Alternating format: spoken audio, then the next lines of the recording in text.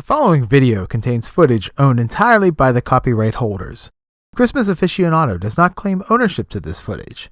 Footage used in this video is for the criticism, reviewing, and research under the Fair Use Doctrine. Merry Christmas and Happy Holidays.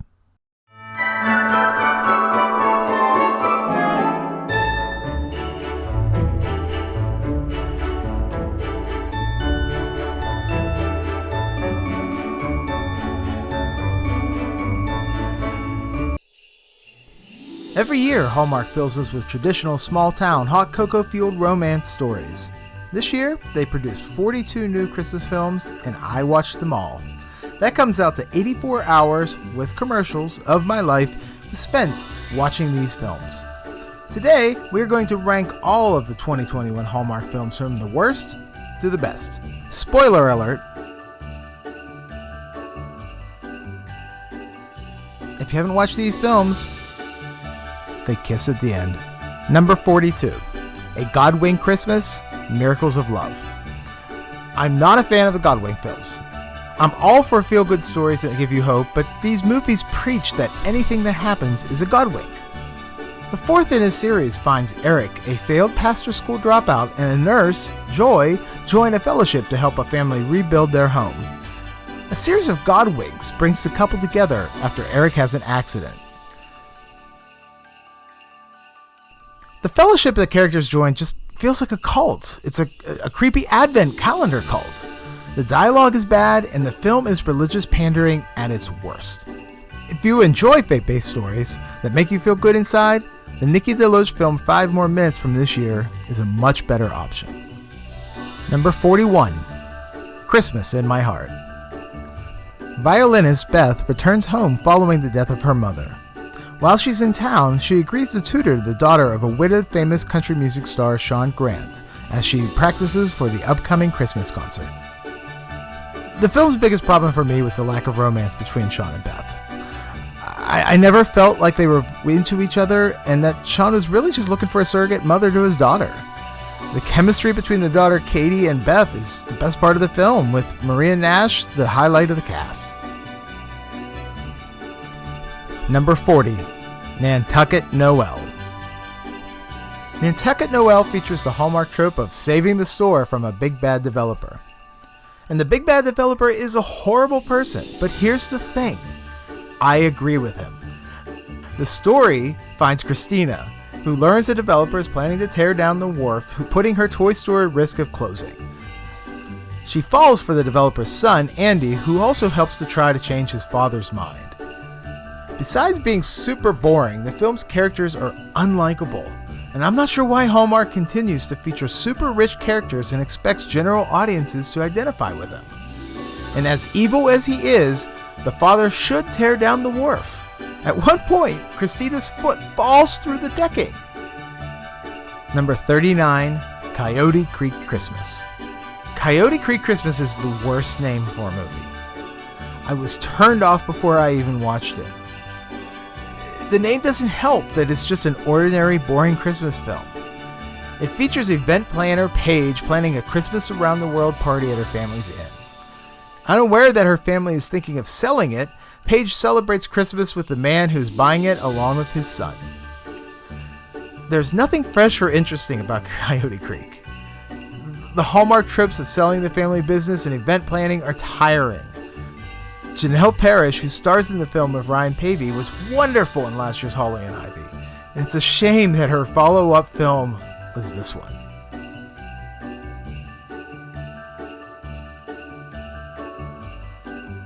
Number 38, Christmas CEO. I like Paul Green, but this movie failed to keep my attention. The story is about 2 best friends who started the toy company together and had a falling out. Christmas, yes, her name is Christmas, stayed on as the CEO, while Joe, Paul Green's character, is not satisfied with the direction of the company. When the toy company is offered the opportunity to merge with a mega toy company, Christmas needs to get her estranged ex-business partner's signature to complete the deal. I really like the characters, especially Joe, who loves toys. However, the 2 actors have no chemistry together, and maybe should just be friends.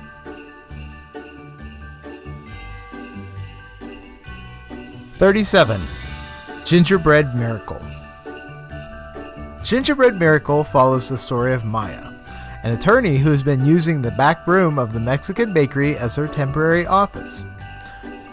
When the owner decides to retire and sell the bakery, Maya works with his nephew to sell it to a new owner who will continue to make the famous magical gingerbread cookies that grant wishes. Yes, that is the plot. This is a very predictable, non-surprising movie. I figured out that Alex, the nephew, was going to take over the bakery in the first few minutes. If I figured that out that quickly, why did it take him so long? Number 36.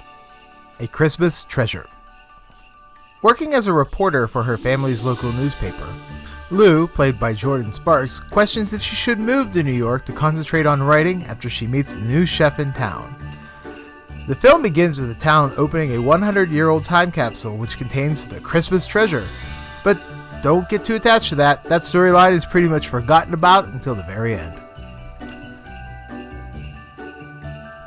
Number 35.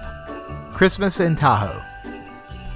Christmas in Tahoe is another event planning movie that features Claire, a talent booker who needs to find entertainment acts to save her family's hotel annual Christmas show. She gets help from her ex-boyfriend Ryan, who is the guitarist of a now famous band that fired her years ago as a manager. I enjoyed this movie, but it's very confusing. Pat Monahan from the band Train stars in this movie as one of the hotel workers. Pat is an amazing singer, but he should probably end his acting career now. The film also briefly features comedian George Lopez, who really must owe somebody a favor. And in the end, doesn't participate in the annual Christmas show. They have some other comedian who tells a horrible Santa Claus joke. You know we don't talk about enough? What a catch Santa Claus is. No, seriously, think about it. He runs a successful business, inspires the world to be good, and he looks great in red. No man looks good in red. But you have George Lopez in your movie. Number 34. Making Spirits Bright. Grace and Tony are from two separate families whose respective fathers have had a decades-old feud. They attempt to get the families to work together to win a holiday decorating contest and beat LED light enthusiast Wade. He's really the worst. The two leads fall in love, trying to convince their fathers to work together. This movie's bonkers. It's enjoyable because it's so strange. It's low on my list because it's just really bad.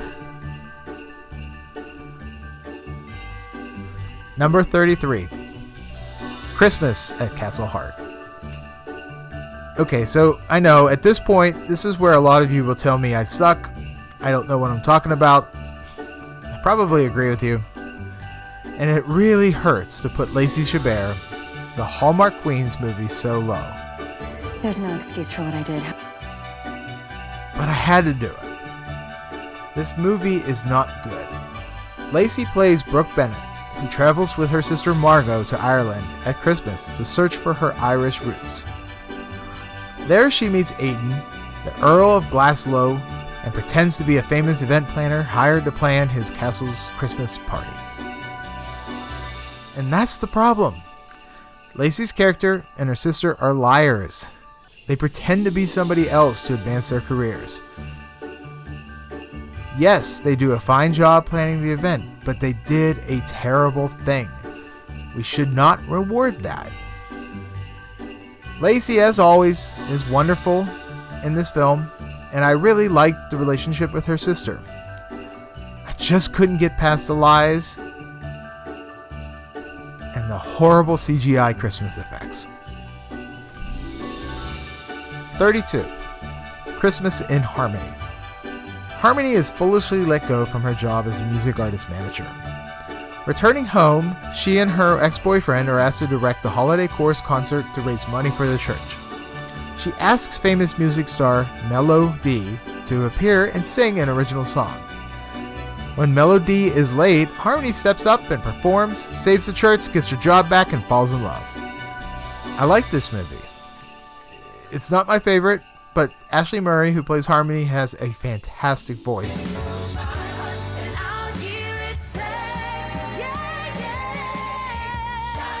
And the music is really great.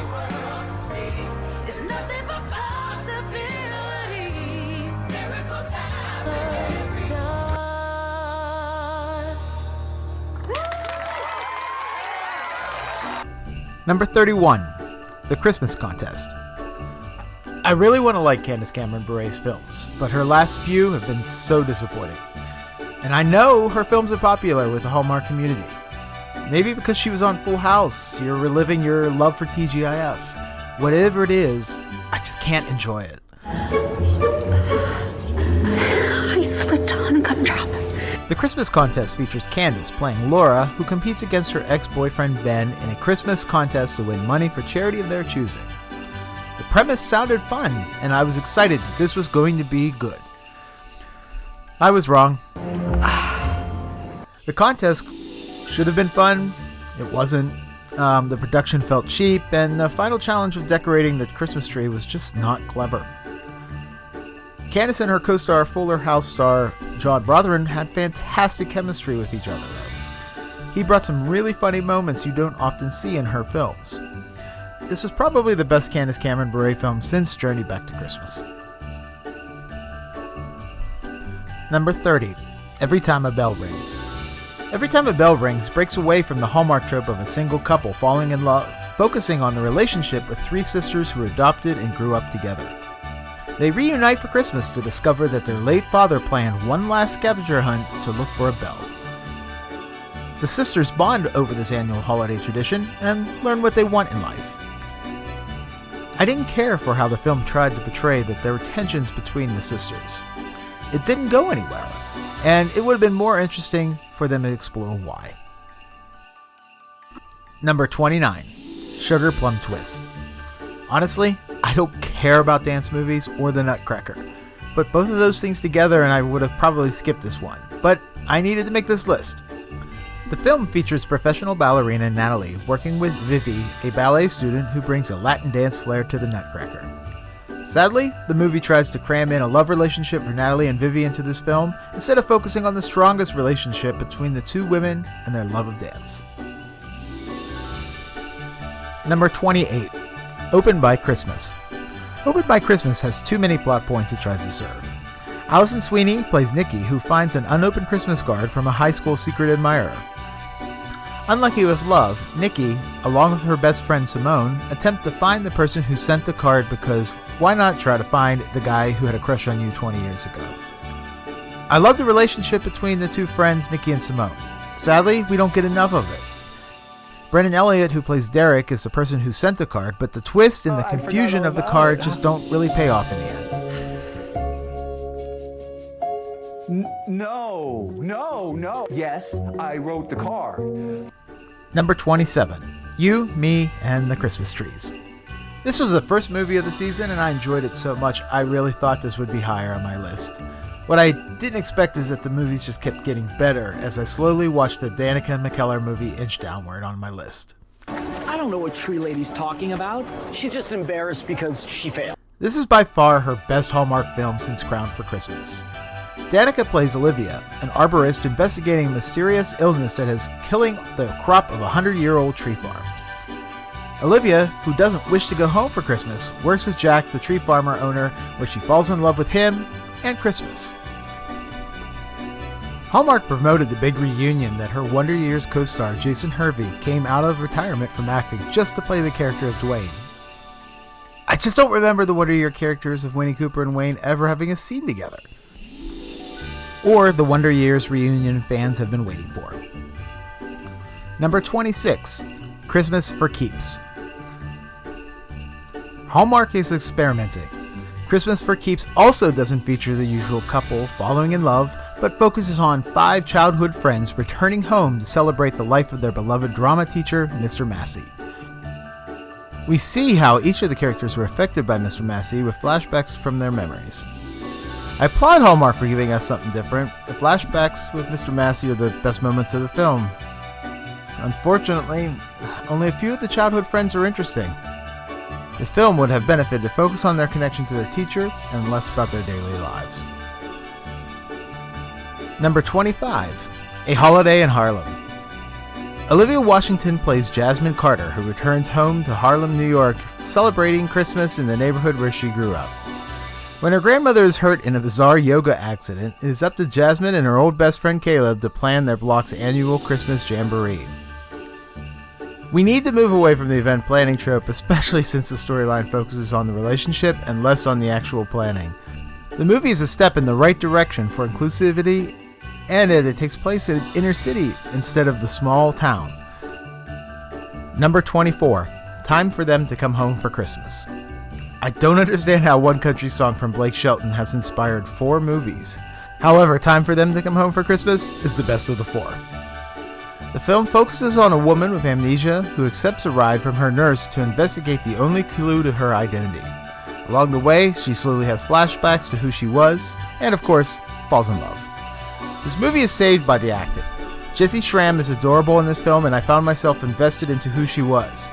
Sadly, the last 15 minutes of this film is a bit of a mess, and the ultimate conclusion of who she wasn't that interesting. Number 23, Sister Swap, A Hometown Holiday. The Williams sisters developed the idea to film 2 different films, each focusing on one of the sisters. Featuring Kimberly Williams Paisley's character, Jennifer decides to have one more Christmas in the family-owned movie theater after the passing of their Uncle Dave, who owned it and where many memories were made over the years. Meanwhile, Meg, played by real-life sister Ashley Williams, is planning an event in Salt Lake City. The second film will focus on her side of the story, and we'll see that later on in the list. I love the idea. However, the first movie was just bogged down with a lot of story set up to make the audience understand what was happening with both films. It took away from the interesting plot to save the movie theater.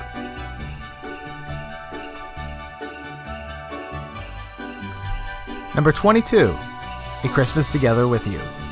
Megan and her older friend Frank head out on a road trip to find his long-lost love, Claire.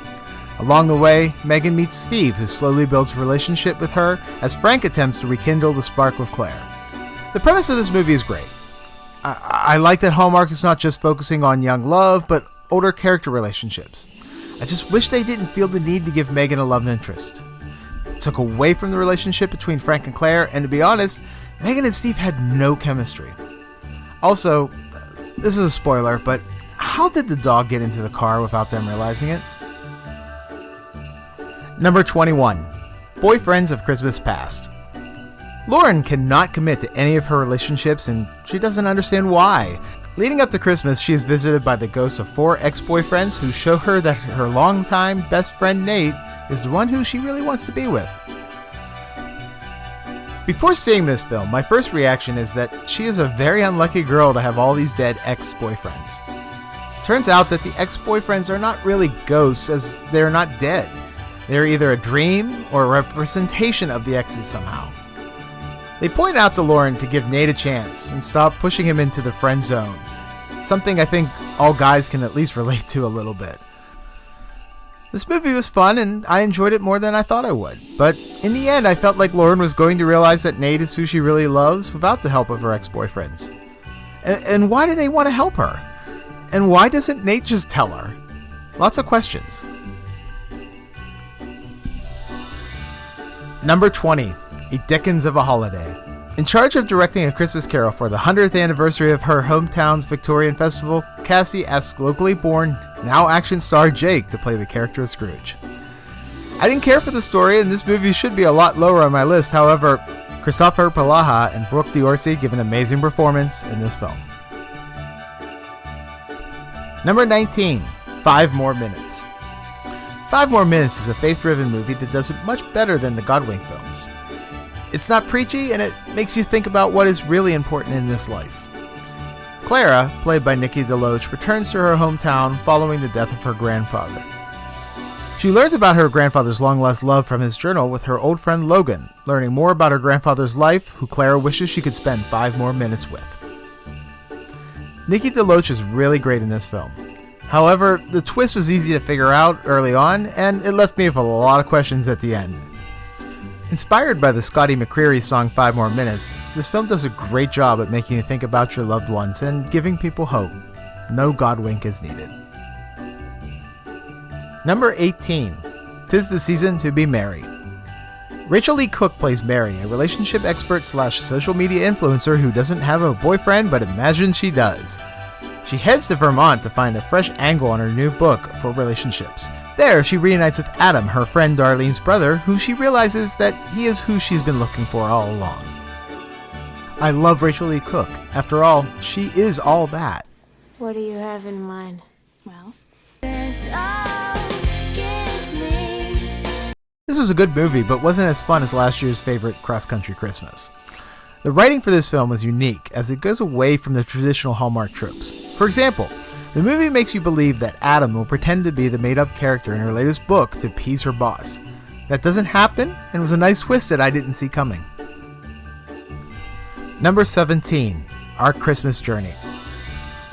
Holly Robinson Peete gives her best Hallmark performance to date, playing a single mom to Marcus, her teenage son with autism.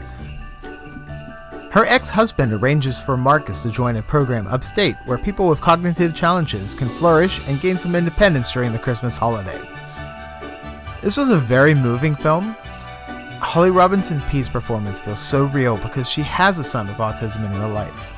This film is really emotional, and I wish it would have focused more on the mother-son relationship and removed the typical Hallmark tropes that take away from the overall story of Marcus. Number 16. The 9 Kittens of Christmas.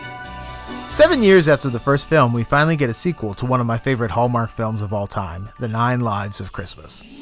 Brandon Routh and Kimberly Sestan return as Zachary and Marilee and are tasked with finding homes for a litter of adorable kittens. You don't see a lot of movies focused on cats, and that's why the first film is so special to people. It helps that Brandon and Kimberly have great chemistry together. See you later. The date. Show up, meet up, join up, live. I'll see you there. Rendezvous. See you later. Okay. Be safe. The character of Marilee is just a very different female protagonist from what we usually get. She's unsure of herself and vulnerable. That is what made the first film so great. We lose that in the second film, but my love of the first film keeps this higher than it should be. Number 15, A Kiss Before Christmas. In another retelling of It's a Wonderful Life, Ethan is married father of 2 adopted kids. He never takes for granted his life and wakes up one morning to find his life is completely different. He never marries his wife Joyce or adopts his children. Realizing what is most important, Ethan attempts to reconnect with his wife and reclaim what he had lost. This is a lot of Christmas magic with a wonderful performance by the 2 leads of James Denton and Terry Hatcher. I really enjoyed it, and it really didn't feel like a Hallmark film at times. That's not a bad thing. Number 14, A Very Merry Bridesmaid. Leah's 30th birthday is on the same day as her brother's wedding, and everybody seems to have forgotten that except her childhood crush. He's determined to make sure her birthday is not overlooked as he reconnects with her. I saw a lot of complaints online about how awful her family is in this film. That's the point. The movie is a retelling of the movie 16 Candles, where Lee, played by the fantastic Emily Osment, finally finds her Jake Ryan. Number 13, A Royal Queen's Christmas. Add this film to the list of royal movies where another prince hides his identity of who he really is. Colin is shamed by Dee Dee into playing the piano at the Queens of New York Children's Choir performance.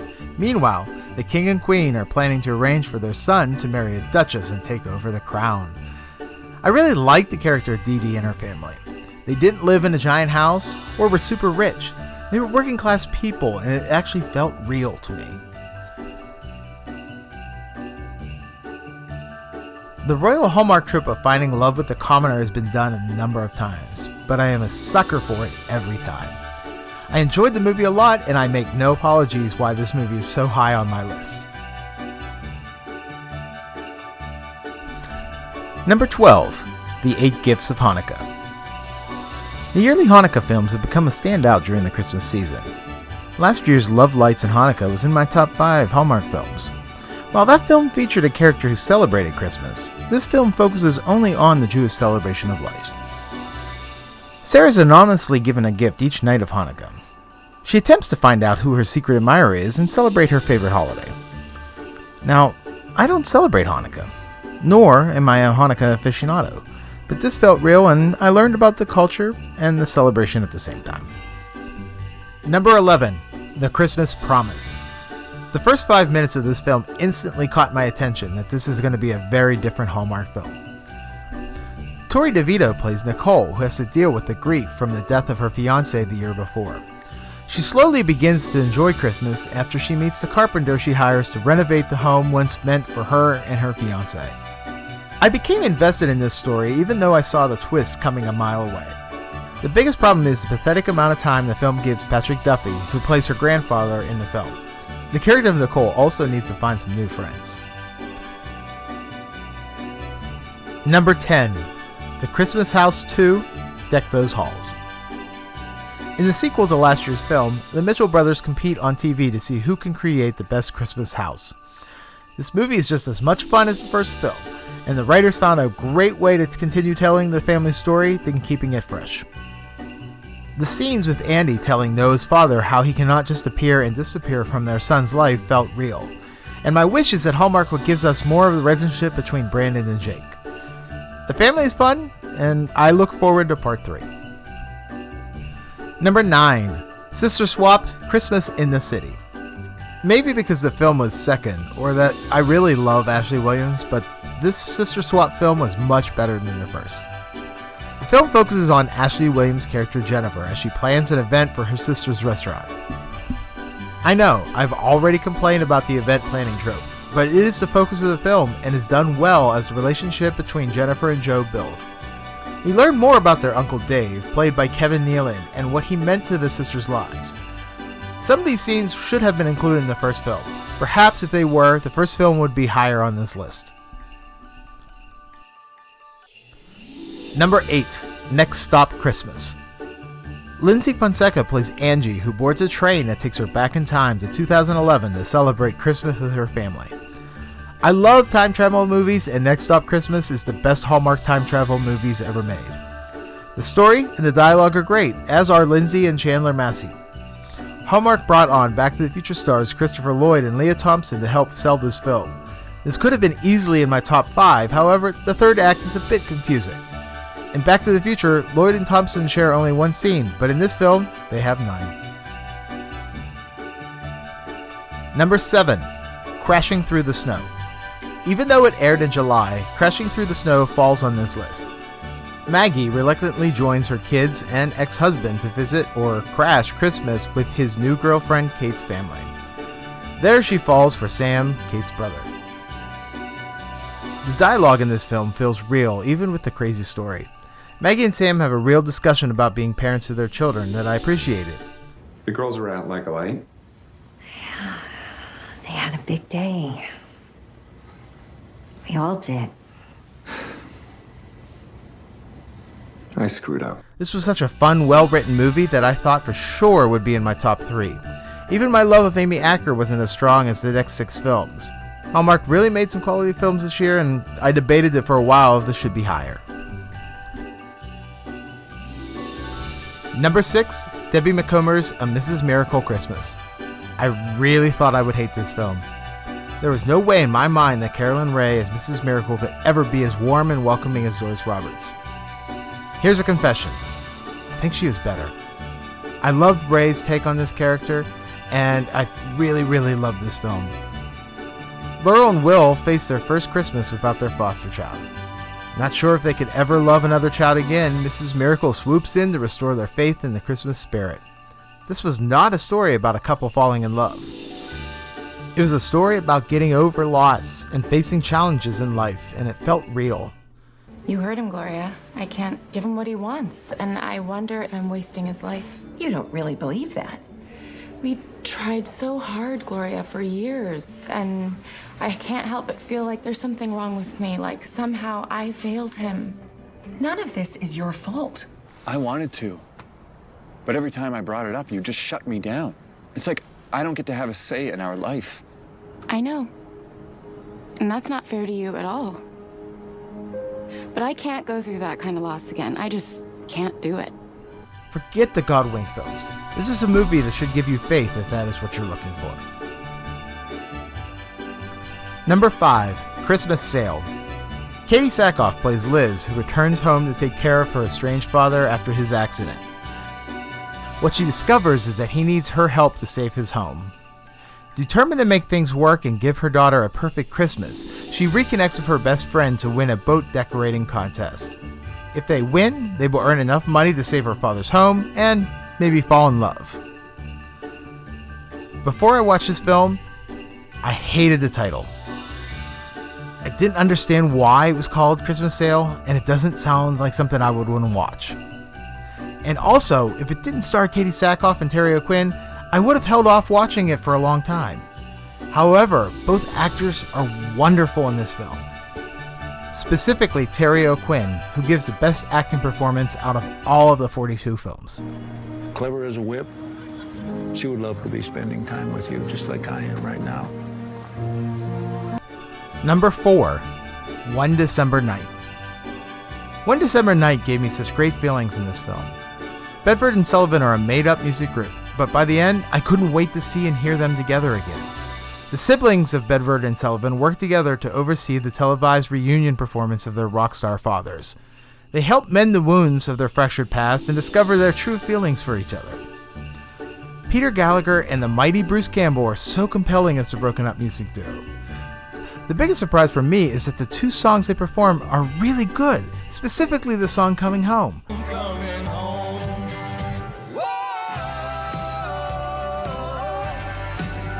And we learn by the end of the lyrics why the other song, One December Night, is so personal to the two. This was such a great movie, and it's so different from the regular Hallmark films, and I really appreciated it for that.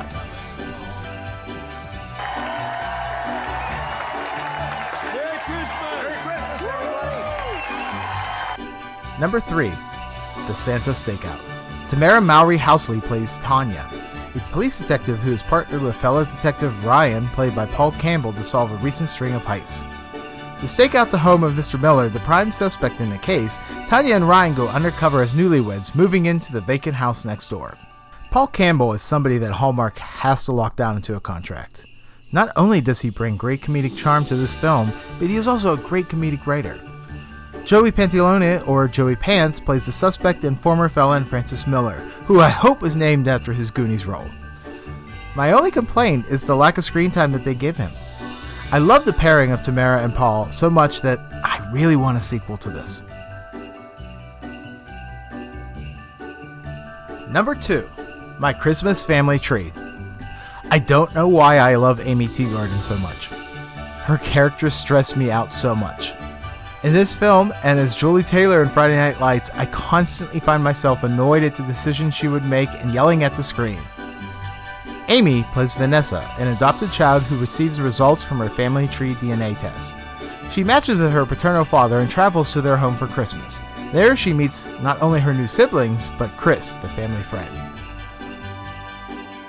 The character Vanessa early on in this film learns that the DNA test may not be accurate. This twist drove me nuts. Vanessa can't admit to her new family that they may not be related, but continues to celebrate Christmas with them. I understand it, but the decision stressed me out so much. Even with all that stress, this was a wonderful film. Teagarden and Andrew Walker had such great chemistry that I hope we see them together again.